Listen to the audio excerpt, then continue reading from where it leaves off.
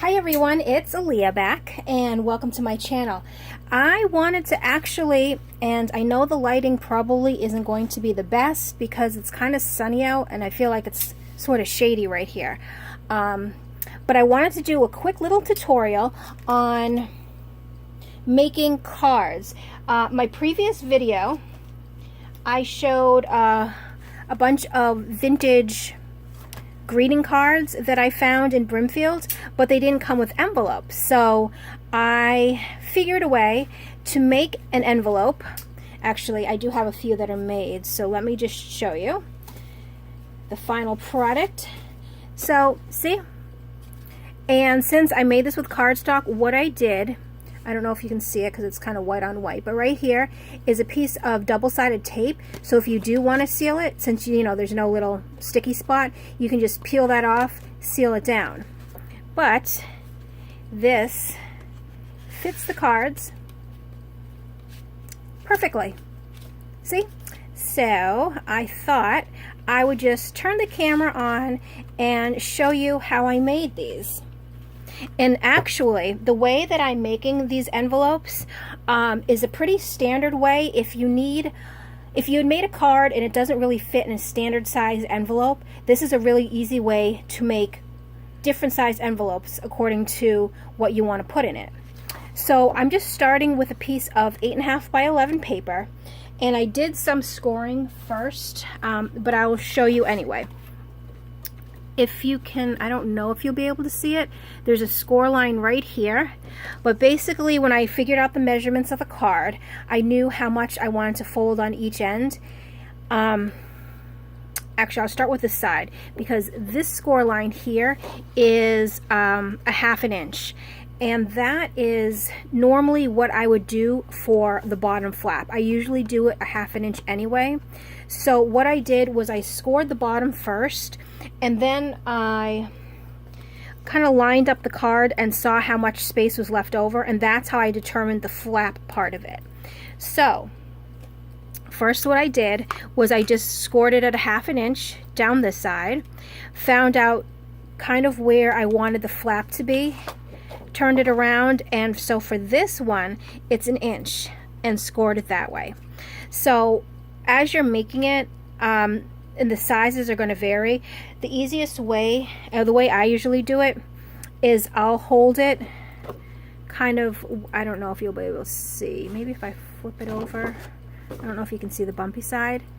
I don't know if you're able to see the score line, but I sort of kind of mark it up a little bit to give it some room, and then I'll hold it on my scoreboard and just see where I want to mark the top flap for.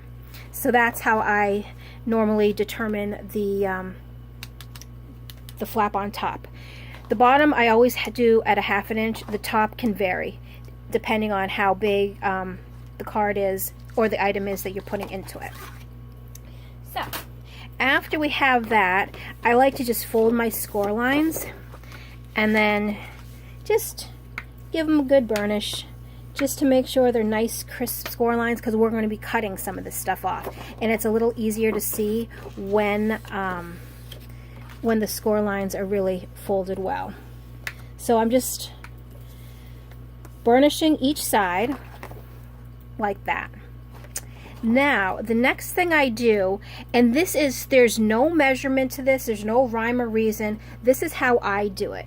I know that this is the width that I wanted only because I measured the cards. So I knew that, and I hope I'm not going to make people confused. So what I did was I saw that this was 4, and if you double it, because you have to fold it in half, that's 8, and then there's a little extra because this is normally 8.5, so I left it. I didn't cut any of this down. So basically, if I laid the card out,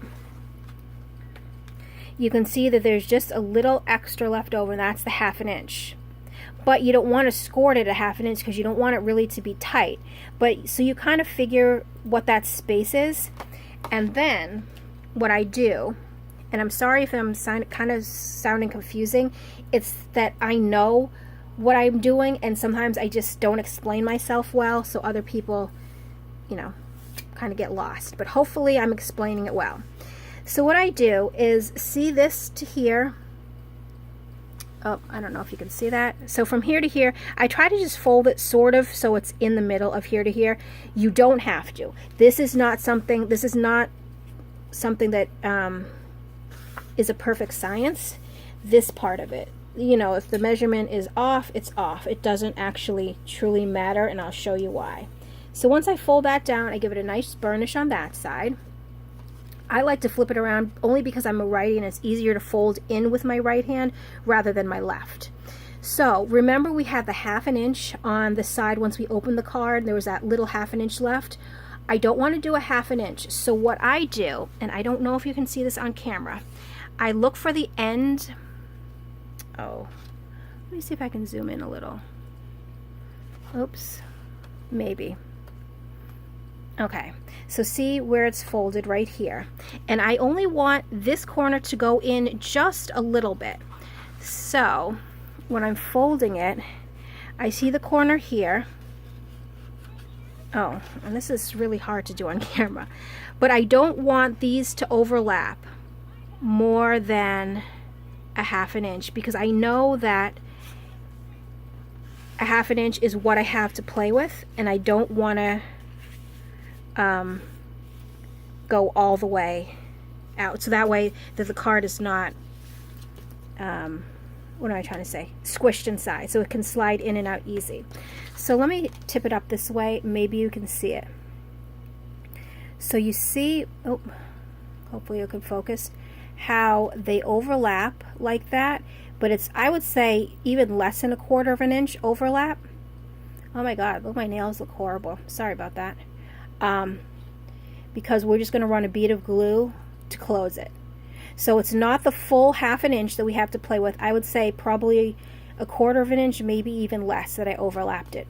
So I folded this side down, and when I folded this side down, I just made sure it just overlapped just enough to add a bead of glue. I hope this part isn't confusing, because I know that sometimes when I explain stuff, it doesn't really translate very well, because in my head, I'm like, oh, I know what I'm doing, but oops. Let me just zoom back out. There we go. I don't always explain it well. Okay, so now the envelope is coming together. What we have to do now is get rid of some of these tabs. Let me just grab my scissors. We'll do the bottom one first because it's pretty easy. And anybody that's actually familiar with making boxes, this part is going to look pretty similar. So see how we have the 2 score lines here and here. And actually it's going to look better if I show you from this side. So see how when we had folded it is that little, like a little speed bump looking thing? What we want to do is cut to the right of the speed bump here, and this one cut to the left. So see how I am just, oh no, I completely lied. Sorry, don't listen to what I just said. This is the bottom flap. For the top flap, we're going to do that. For the bottom flap, we are just going to miter the corner, meaning we're going to angle it just a tad bit. So I'm going to go in at a little bit of an angle, and I'm going to cut right to where all the lines meet there. See, so there's a little triangle cut out. Then what I'm going to do, here's the speed bump. I'm going to cut to the left of the speed bump all the way until we get to where we cut before. And sometimes even after you cut, you might need to trim it just a tad if it's not folding right. So see, this is the angle that we should be at now. So we're going to do the same thing for this side. We're going to just kind of angle it in, cut up to this little fork in the road.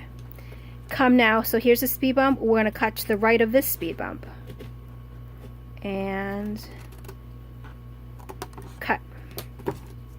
So basically, I'll show you why we angled it. Because when this is folded, it will just give it like a nicer finish. You see? So we're going to glue that. So now for the top, this is where we're cutting straight up. So for this one, we're going to cut to the right of the speed bump. Oops, let me do it a little bit like so. And then again, we're going to turn it and we're going to cut to the left of the speed bump. So that way we have a nice cut there. We do the same thing on this side. So here we're going to cut to the left.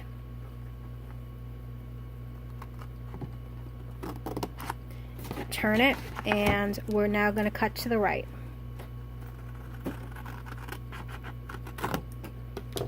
Okay, so this is going to be our flap now. And what I like to do after I cut it off, I just want to make sure that it folds nicely without any tension, because sometimes if it's not cut completely straight, it will wrinkle up here, and then what I would do is I would just kind of trim off a little bit more. But in this case, it worked just fine. Now for my flap, I like to round the corners. So I'm just taking a corner rounder, rounding that one, and rounding that one, just to give it a finish kind of like that. So it's basically done. All we have to do now is glue it up. What I do, how the bigger flap, I put the glue on the bigger flap. And realistically, all you want to do is run a little bead of glue all the way down. So let me just do that. Oops, and this glue I think is almost empty. And my lines are really crooked, but you know what, it's glue. So who cares? Nobody will ever see it. Okay. And once you put the glue there, push it down, and obviously with the Aleene's tacky glue, it dries pretty quickly, so you don't have to sit and hold it for a while. Okay, so then I'm just going to do the flap on the bottom, and I mean this part is really self-explanatory. We're just gluing it down and making sure it stays shut.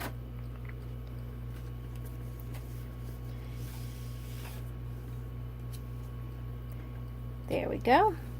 And there it is. There is our perfect little envelope that will hold our vintage cards. Oh, no, I forgot. The last thing I also did, and this is just my personal preference. If you want to close these things with washi tape, you're more than welcome to do so. I just like to give the option of using some double-sided tape to just close it, seal it firmly. And obviously, I just cut a piece and I place it right on the bottom and just make sure it's on there really, really well. Plus, when you squish it down, it's easier to take off this side when it's ready. So that is it. I hope this was a help to you if you are interested in making envelopes for random cards that don't come with envelopes or that are kind of a funny shape size. This is the easiest way to make an envelope for odd shaped cards. All right, so that is it. Thanks for watching. I hope the lighting was okay. I hope the angles were okay. I hope you're able to see what I was doing. So thanks for watching, and I will see you next time. Bye.